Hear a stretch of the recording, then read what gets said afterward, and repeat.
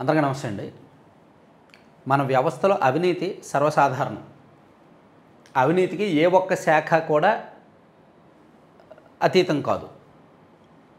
అయితే ఒక్కో శాఖలో ఒక్కో స్థాయిలో ఉంటుంది. అన్నిటికంటే ఎక్కువ అవినీతి జరిగేది గనుల శాఖ, మైనింగ్ డిపార్ట్మెంట్. ఆ తర్వాత అబ్కారీ అంటే ఎక్సైజ్ శాఖ, ఆ తర్వాత రెవెన్యూ, మున్సిపల్ ఇవన్నీ కూడా ఉంటాయన్నమాట. సో ఇక్కడ మనం ఈ కొన్ని శాఖల్లో అవినీతి ఎలా ఉంటుందంటే, ఉదాహరణకు ఒక రోగి ఒక డాక్టర్ దగ్గరికి వెళ్ళి, సార్ నాకు అర్జెంటుగా రోగం తగ్గించేయండి సార్, పెళ్లి చేసుకోవాలి నేను, నాకు ఈ రోగం తగ్గితే నాకు పెళ్ళి అవుద్ది, సో మీరే నాకు దిక్కు అని చెప్పి డాక్టర్ని వేడుకుంటే, డాక్టర్ మొత్తం టెస్టులన్నీ చేసి, నాయన నీకు పెళ్లి చేసుకుంటే ఈ రోగం తగ్గిపోద్ది, నీకు ఇమీడియట్గా పెళ్ళి అవ్వాలి, పెళ్లి మీద బెంగతో వచ్చింది ఈ రోగం, సో నువ్వు పెళ్లి చేసుకో, రోగం తగ్గిపోద్ది అంటాడు. వాడేమో సార్ నాకు ఈ రోగం ఉంది కాబట్టి పెళ్ళి కావట్లేదు అని, అంటే రోగం తగ్గితేనే పెళ్ళి అని చెప్పి ఒకడంటే, పెళ్లి చేసుకుంటే రోగం తగ్గుద్దని మరొకడు అంటాడు. ఇక్కడ ఏది కూడా తెగదు, రెండు అలా కొనసాగుతూనే ఉంటాయి వాదనలో. సేమ్ అలాగే ఎక్సైజ్ డిపార్ట్మెంట్ వాళ్ళకి మామూలు ఇచ్చుకోవాలి కాబట్టి మాకు ఖర్చులు పెరిగిపోతున్నాయి, కాబట్టి మేము ఎంఆర్పీల కంటే ఎక్కువ అమ్ముతున్నాం, బెల్ట్ షాపులకి అమ్ముతున్నాం, అండ్ రేయింబావుల్లో మద్యం అమ్ముతున్నాం అని చెప్పి మద్యం దుకాణదారులు చెప్తున్నారు. ఎక్సైజ్ డిపార్ట్మెంట్ వాళ్ళు ఏం చెప్తున్నారంటే, వాళ్ళు ఎంఆర్పీల కంటే ఎక్కువ అమ్ముతున్నారు కాబట్టి, బెల్ట్ షాపుల్లో వెచ్చలవిడిగా అమ్ముతున్నారు కాబట్టి, రేయింబావుల్లో మద్యం అమ్ముతున్నారు కాబట్టి మేము మామూలు తీసుకుంటున్నాం, వాళ్ళు పక్కాగా బిజినెస్ చేస్తే మాకెందుకు మామూలు ఇవ్వాలి అని చెప్పి డిపార్ట్మెంట్ వాళ్ళు అంటారు.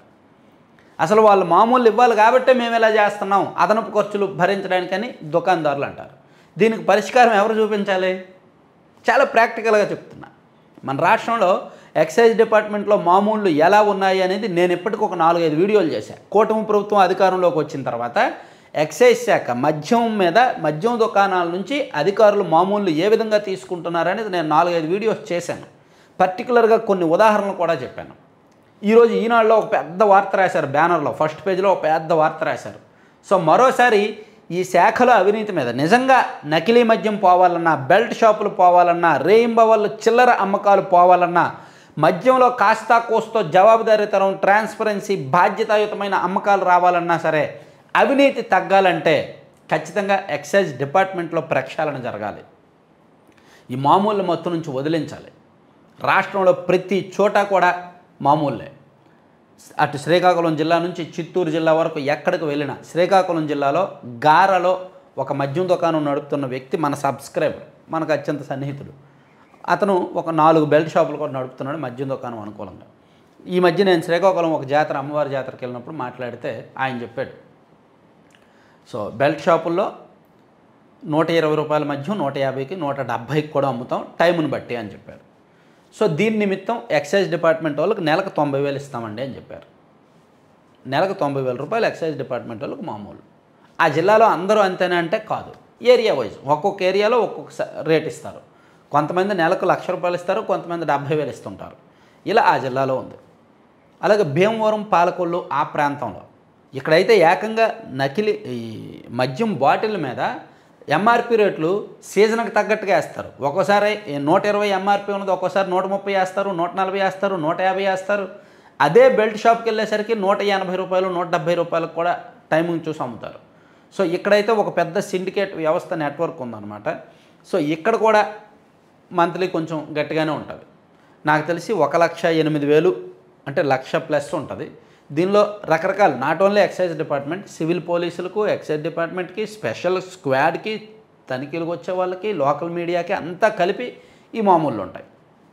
అలాగే మనం విజయవాడ చుట్టుపక్కల ఈ తిరువూరు కాన్స్టిట్యున్సీ కావచ్చు, మైలవరం కాన్స్టిట్యున్సీ కావచ్చు, అక్కడ కూడా ఆల్మోస్ట్ 60-70+ ఉంది అనేటు మన సబ్స్క్రైబర్స్ కొంతమంది చెప్పిన ఇన్ఫర్మేషన్ అన్నమాట.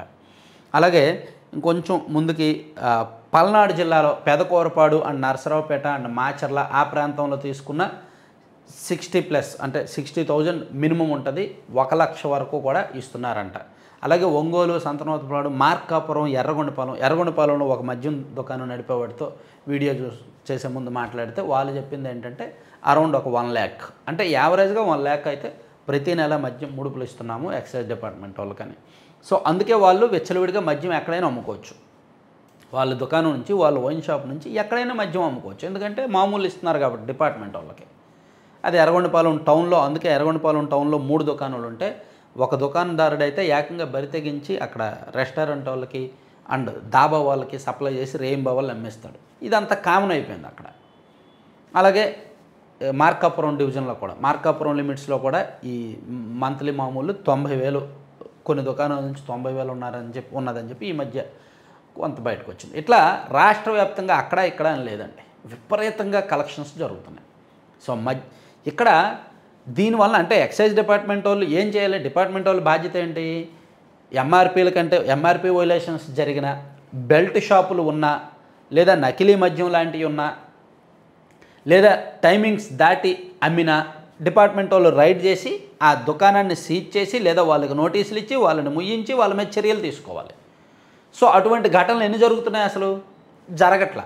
అయితే ఏదో మేము పని చేస్తున్నాము అని చూపించుకోవడానికి, నిరూపించుకోవడానికి నెల మొత్తం మీద సిండికేట్ వాళ్ళని అడిగి, అరే ఏదో మా లెక్కల్లో రాసుకోవాలి, రికార్డుల్లో రాసుకోవాలి, ఈ నెల ఏదో ఒక 2 షాపులని బుక్ చేద్దామని చెప్పి ఒక 2 షాపుల మీద కేసులు రాసి ఒక 5 లక్షలు 2 లక్షలు ఫైన్ వసూలు చేస్తారు. ఇదంతా కూడా యాజ్ పర్ చర్చల ప్రకారం జరుగుద్ది. ఈ నెల ఆ షాపు, ఆ నెల ఆ షాపు అని. అంతే తప్ప నిజంగా వీళ్ళు వెళ్ళి రైడ్ చేసేది ఏముండదు. నిజంగా వీళ్ళు వెళ్ళి రైడ్ చేశారు అంటే వాడు ఆ నెల మామూలు ఇవ్వలేదని అర్థం.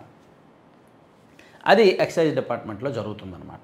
సో దీన్ని కట్టడి చేస్తే, నిజంగా అసలు దుకాణం నుంచి మామూలు వెళ్ళడం కట్టడి చేస్తే మేబీ ఎంఆర్పీ వైలేషన్స్ సాగుతాయేమో. బెల్ట్ షాపులు అయితే ఆపడం సాధ్యం కాదు.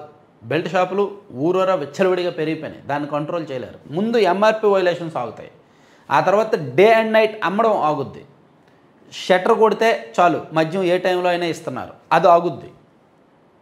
సో నేను ప్రత్యక్షంగా పరిశీలించింది అయితే భీమవరం, పాలకొల్లు, తణుకు ఆ ప్రాంతంలో, అలాగే శ్రీకాకుళం, గార అంటే సంతనూతలపాడు, ఒంగోలు ఈ ప్రాంతాల్లో నేను ప్రత్యక్షంగా నేను కల్లారా చూసింది. మన సబ్స్క్రైబర్స్తో పాటు నేను తిరిగి కల్లారా చూసిన ఉదంతాలు ఉన్నాయి. నేను ఇక్కడ ఏంటి ఆ ఫోటోలు కానీ వీడియోలు కానీ ఇస్తే డిపార్ట్మెంట్ వాళ్ళు ఏం చేస్తారు? ఇమీడియట్గా ఆ షాప్ మీద రైడ్ చేస్తారు, ఆ షాప్ వాడి మీద కేసు పెడతారు. నేను రాష్ట్రం మొత్తం అలాగే ఉందని చెప్పడం నా ఉద్దేశం. ఏ ఒక్క దుకాణదారును బుక్ చేయడం నా ఉద్దేశం కాదు. దుకాణదారుల మీద మనకేం ఉండదు. సో వాళ్ళు మద్యం అమ్ముతున్నారు, ఆ పాపము పుణ్యమో వాళ్ళే అనుభవిస్తారు. కాకపోతే సో ఇక్కడ వీళ్ళకి వాళ్ళకి మధ్య ఆ అండర్స్టాండింగ్, ఆ కమ్యూనికేషన్ అలా కుదిరిపోతుందన్నమాట.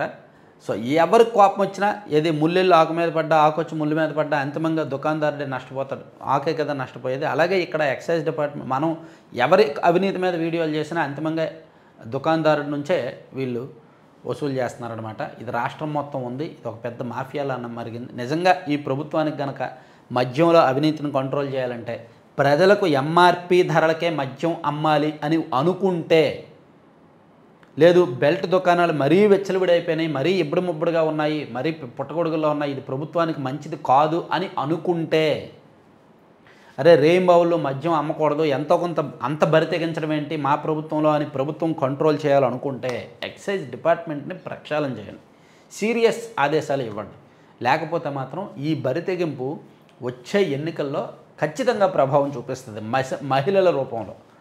ఎందుకంటే మహిళలు చూస్తూ ఊరుకోరు, ఎప్పుడో ఒకసారి తిరుగుబాటు చేస్తారు. ఒకవేళ బయటకు తిరుగుబాటు చేయకపోయినా, నోటి మాట రూపంలో రాకపోయినా, ఏదో ఒక సందర్భంలో మాత్రం ఉంటుంది. ఆల్రెడీ మౌత్ టాక్ మరీ విచ్చలవిడిగా ఉంది మద్యం అనేది. మద్యం విషయంలో ప్రభుత్వం మీద వ్యతిరేక మౌత్ టాక్ ఉంది, స్ప్రెడ్ అయింది.